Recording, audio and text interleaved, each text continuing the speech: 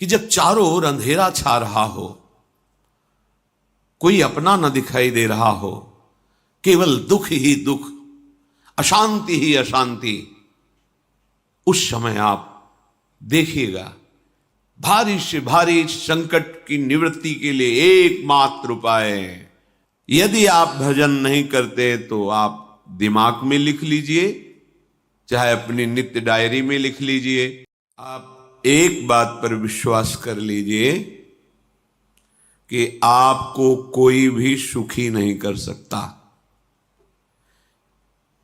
यदि आपको कोई सुखी कर सकता है तो आप हैं।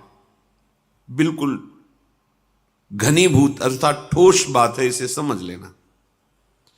यदि आप अपने विचार के द्वारा, विवेक के द्वारा अधर्माचरणों का त्याग करके धर्म पूर्वक जीवन व्यतीत करते हुए भगवान नाम जप करते हैं, तो पूर्व पाप कर्म के अनुसार जब देह रचा गया तो उसमें जो प्रारब्ध दुख सुख का है वो तो आएगा, पर आपको परास्त नहीं कर पाएगा।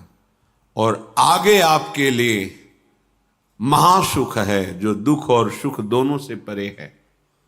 अखंड प्रसन्नता, अखंड आनंद, वो केवल आपके करने से होगा।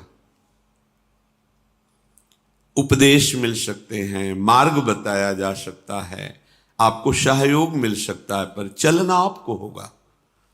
यदि आप नहीं चले तो ये कहीं भ्रम हो कि मैं कहीं जाऊं और मेरी दुख निवृत्ति हो जाए, तो इस भ्रम को छोड़ देना आप। क्योंकि हम आप तो बहुत छोटे जीव हैं, अर्थात बहुत लघु तपस्या, लघु पुण्य वाले हैं।